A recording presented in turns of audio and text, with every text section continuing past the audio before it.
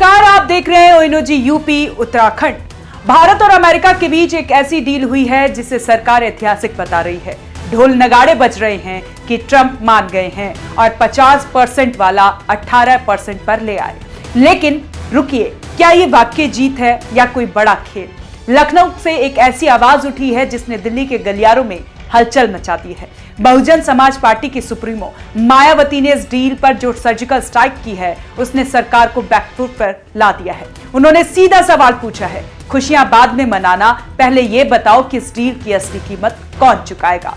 आज की वीडियो में समझेंगे कि मायावती ने सरकार पर उंगली क्यों उठाई है। वीडियो अंत तक देखिएगा, क्योंकि खेल जितना दिख रहा है उससे कई ज्यादा गहरा है।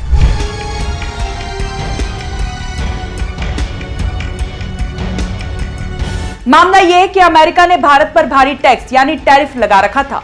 सरकार कह रही है कि हमने इसे कम करा लिया, लेकिन इसके बदले भारत ने क्या दिया? रूसी तेल पर पाबंदी। अमेरिका चाहता है कि हम रूस से सस्ता तेल ना खरीदें। $500 बिलियन की खरीद।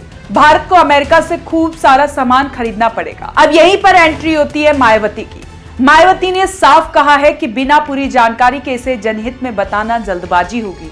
उनका कहना है कि जब तक शर्त यानी कंडीशन साफ नहीं होती तब तक इसे जीत कैसे मान ले। मायावती का वार बड़ा सीधा और दमदार है। उन्होंने सोशल मीडिया पर आकर सीधा मोर्चा खोल दिया। उनके जो मुख्य सवाल थे वो सुनिए। पहला वार, सरकार ने संसद में इस पर विस्तार से चर्चा क्यों नहीं की? बजट सत्र चल रहा है तो फिर पर्दे के पीछे से ये बड़ी डील क्यों? दूसरा वार, ये 18% का टैरिफ सुनने में अच्छा लगता है, लेकिन ये देश के बहुजन यानी गरीब, मजदूर, किसान और महिलाओं के पेट पर लात तो नहीं मारेगा। तीसरा वार, अंतर्राष्ट्रीय समझौते में अक्सर बड़े उद्योगपतियों का फायदा होता है, लेकिन आम जनता को क्या मिलेगा? महंगाई घटेगी या बढ़ेगी? बसपा सुप्रीमो मायावती का इशारा साफ है। सरकार इवेंट मैनेजमेंट तो अच्छा कर लेती है, लेकिन जब बात कागजों की और शर्तों की आती है तो दाल में कुछ काला नजर आता है। मायावती ने एक बहुत गहरी बात कही है। उन्होंने कहा है कि असली असर तब पता चलेगा जब ये डील जमीन पर उतरेगी। अब आप सोचिए, अगर हम अमेरिका से 500 बिलियन का सामान खरीदेंगे तो हमारे देश के छोटे व्यापारियों का क्या होगा? अगर हम रूस से सस्ता तेल लेना बंद कर देंगे तो क्या पेट्रोल डीजल के दाम आसमान नहीं छुएंगे?